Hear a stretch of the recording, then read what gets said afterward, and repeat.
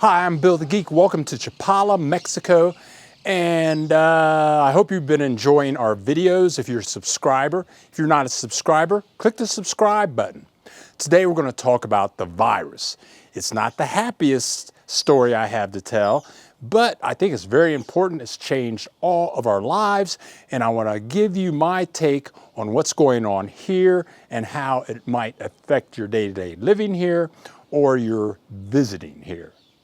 This video is all about COVID in 3 major cities, actually 4, Ajijic, Chapala, Guadalajara, and Puerto Vallarta. I'm going to tell you what I know. First of all, you may be saying, well, Bill, you make travel videos and how-to videos. Why would you make a video about the COVID? Well, I find the COVID quite fascinating, and I really don't want to die. Okay, I don't want to get to COVID and be put on a ventilator and have them stick tubes into my lungs and maybe die of suffocation. So I'm really interested in it. So I want to know not how to get it, and I'm going to share with you what I know about the COVID in those cities: Chapala, Ajijic, Puerto Vallarta, and Guadalajara. First, I have to share with you a little history about the COVID in Mexico. When it started out last January, in the United States, they began testing, and the CDC was gathering information daily on testing and deaths. And that has grown, and they can follow the data. But here in Mexico, Mexico does not have the infrastructure to do testing like that and to keep data like that up to date. So down here, we've been living in this cloud with no data. As of yesterday, Mexico had reported that there were some 1,400,000 tested cases of the COVID with, let me check my figures here, with about 160,000 deaths. The population of Mexico is about 129 million people. So let me look at this again. That's almost 2 million cases, 160,000 deaths.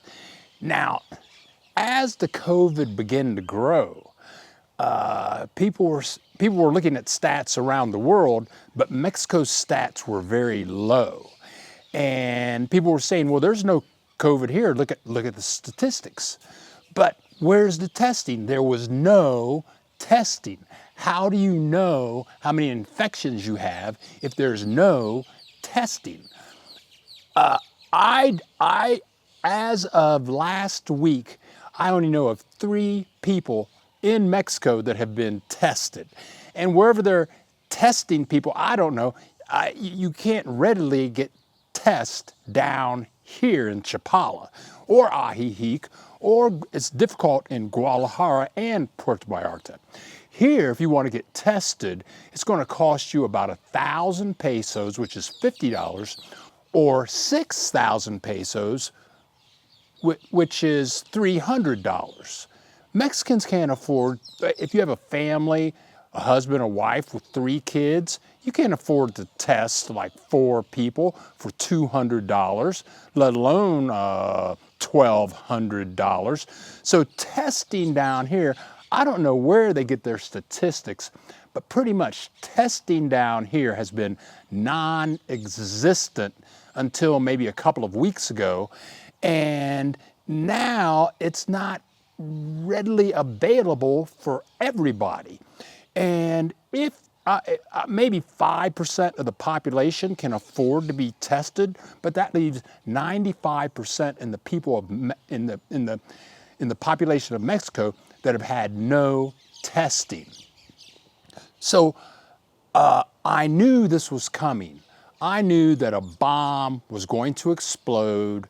If I go back to March, April, May of last year, I knew that the bomb was going to hit because people were not taking the virus seriously down here. People were not wearing masks. There was not too much social distancing going on.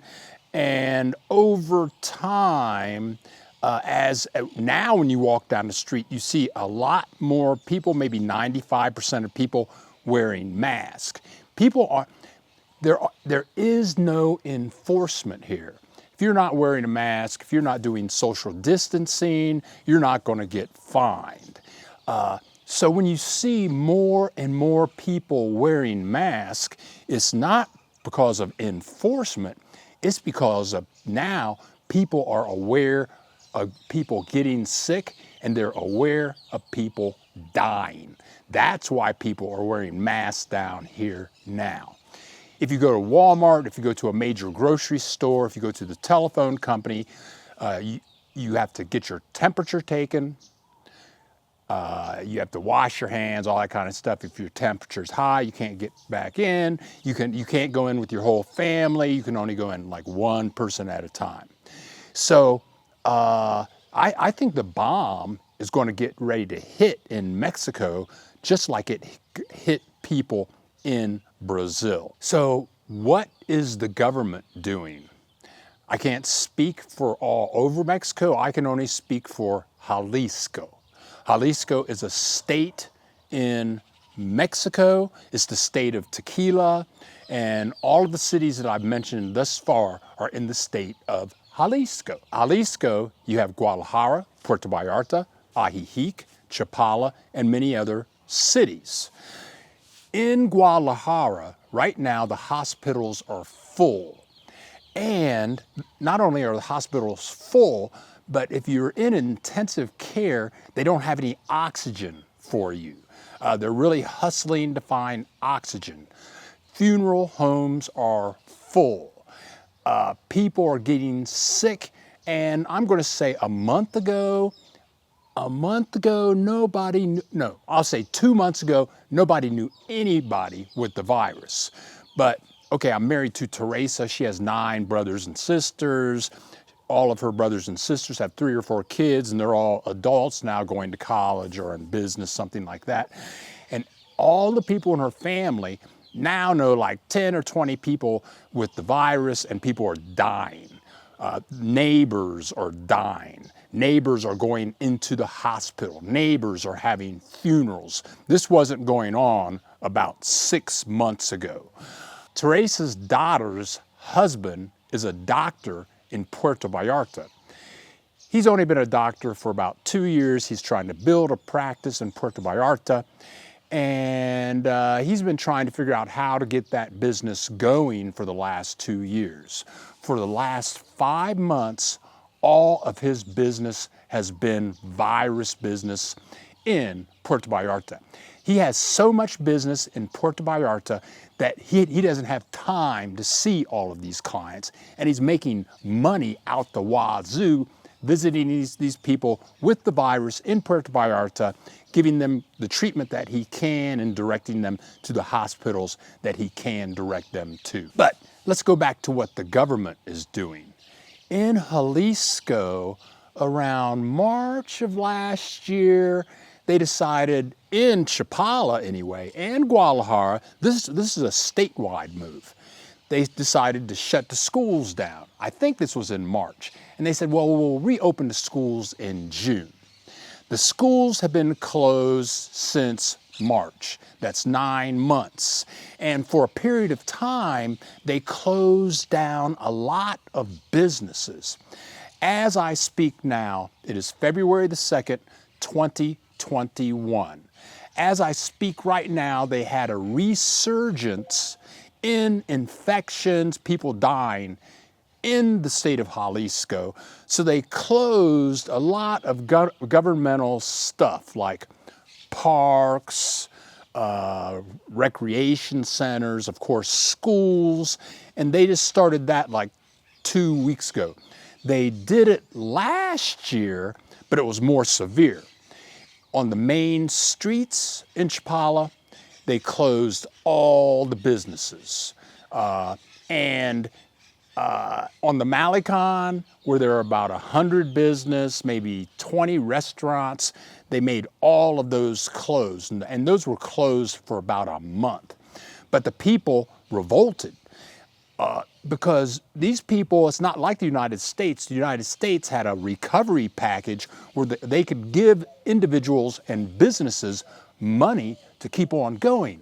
They don't have that money here in Mexico. So all of the street vendors, all of these shops on the streets, if they're shut down for a month or more, then their families are going to starve. So now all of those little street vendors, and we're going to show you some pictures of the street vendors that I'm talking about, all of these street vendors, the government is not making them shut down.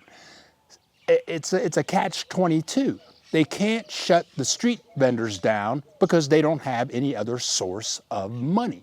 The money's just not here. Now, added to the problem of the virus itself, there's the Mexican culture, the family culture.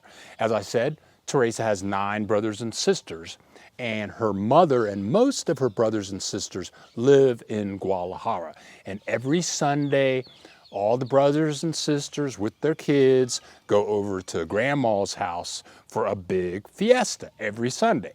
So every Sunday you go to Teresa's grandma's house and you have minimal 30 people. On a real popular Sunday, you might have 100 people. Now, the first thing you do when you go into her grandmother's house is everybody you see, you give them a hug and a kiss. A hug and a kiss to all 100 people. And then when it's time to leave, you give the 100 people each a hug and a kiss. And then you'll be with these people for about 6 hours dancing and laughing and partying and eating, and that's just Mexican culture. When Christmas hit, a lot of families did this cultural gathering thing, and that's when things exploded. So you had the Christmas festivity, then you had the New Year's Eve festivity, and it just exploded. We're here in Chapala. I have neighbors with families like 2 doors down. Their family gets together all the time without masks. Very intelligent people, wonderful people, they have good jobs, but they don't believe in masks. They don't practice distancing. I don't understand it. I have neighbors like that on the other side of the street, down the street, and actually last year I just thought all these people would just die. That's what I thought would happen. But now everybody's being a bit more cautious. I have a neighbor, beautiful person, beautiful family, beautiful husband, beautiful kids, and we saw her. I've never seen her wear a mask, and we were at a gathering that we shouldn't have been at, but we were there, and she was with no mask, and she says, "I'm not wearing a mask because I just think that if I think positive, everything will be okay." And so that's the way she lives. She doesn't wear a mask. I have other neighbors, intelligent people in their 40s, 45s, professional people. They just believe, oh, I'll just think positive. I won't wear a mask. This is not the most upbeat video, but I hope you're enjoying some of the information. I hope it helps you out. Please leave a comment with what you're going through with the virus and what questions you have with the virus down here. Leave a comment and please hit the subscribe button. Of course, I've got my videos going on, and a lady sent me a message from Texas. And in the message she says, can I visit down there? Is it free down there? And I'm thinking, well, what does that mean, is it free? I said, what do you mean, is it free in Mexico? She said, well, do you have to wear a mask? Because in Texas, we have to wear masks. I want to be free. I'm sick of all of this. What is that lady talking about? It's a mask. Lady, do you drive, when you're on the freeway, do you drive on the left-hand side of the road or the right-hand side of the road? Do you want to be free? Do you want to go 70 miles an hour on the wrong side of the road and hit a Big Mac truck and die? Do you wear a seat belt? I mean, think about the things, the regulations there are in the United States or in Mexico that we have to live by to work together to survive. That's what it's all about on the planet, surviving and working together. Wearing a mask is nothing. Wearing a mask, social distancing, staying at home is just the way for us to work together and survive through this. So we just have to be patient for another year. So how bad is it down here in Jalisco, in Mexico? It's bad. We don't leave the house. We might go to Walmart to get groceries or another store to get groceries, but we go early in the morning when nobody's there. We wear masks, we social distance, we wash our hands all the time. We come home, we stay home. Yes, we travel to make videos, but when we travel to make videos, we wear masks, social distancing, we stay away from crowds, we let the cameras do the work. I think it's going to get really bad here in Mexico. I think a lot of people are going to get sick. I think a lot of people are going to die. And it's not the people's fault. The people just haven't been informed because the government really doesn't have the money to do the testing, to see who's sick. And just like in the United States, in some communities in the United States, you have families with 9 people living in 2 bedrooms. You might have grandma, mom and dad, and like 6 kids. It happens in the United States also. And in Mexico, it happens also. And so you have 6 kids, 2 adults. The adults have to go to work every day because there's no stimulus package, so they can stay at home. And the kids interact with who they interact with. They come home. There's no testing. It's a big mess. I don't want it to happen, but I think this is going to be around and be a big problem for another year. So what does this all mean to you? As of this day, it is February 3rd, 2021. Right now, you can't get an airplane out of Mexico into the United States or into Canada. You have to be tested before you leave. Good luck with that. If you're coming to Mexico and you're going to have a vacation, you can do it, but you have to be careful. You don't want to die. You don't want to get really sick and get here and be on vacation and be... I mean, the virus is here, it's alive, and you can die. If you already live here in Mexico and you're an American or a Canadian or a Mexican, hey, you got to just watch out because the virus is out there and you can get sick and you can die. Or maybe you might be sick and you don't even know it. Maybe you're that thing where you get it and you don't even seem like you have it. And then you go out and you give it to a bunch of other people. You know, like you're a super spreader. And then other people die. I mean, for all of us, I think it's the time to really think about, do we want to travel or do we kind of want to stay at home, be creative, be with the loved ones that you have, or just watch a lot of Netflix movies? It's okay. It's not for that much time. This will be over at some point and we'll get there. But this video is all about staying safe, protecting yourself, protecting the ones that you loved, and protecting everyone on the planet. Thank you for watching. The virus has kind of slowed down our production. After we left Puerto Vallarta, I really wanted to do several days in Guadalajara. It's a great city. But right now, the state of Jalisco has shut down almost everything in Guadalajara. So we're going to delay our next trip to Guadalajara until mid-February, and then we'll be back on the road shooting videos. So please hit the subscribe button. We'll be doing more out of Ajijic and especially pyramids throughout Mexico. So hit the subscribe button so you don't miss out on a thing.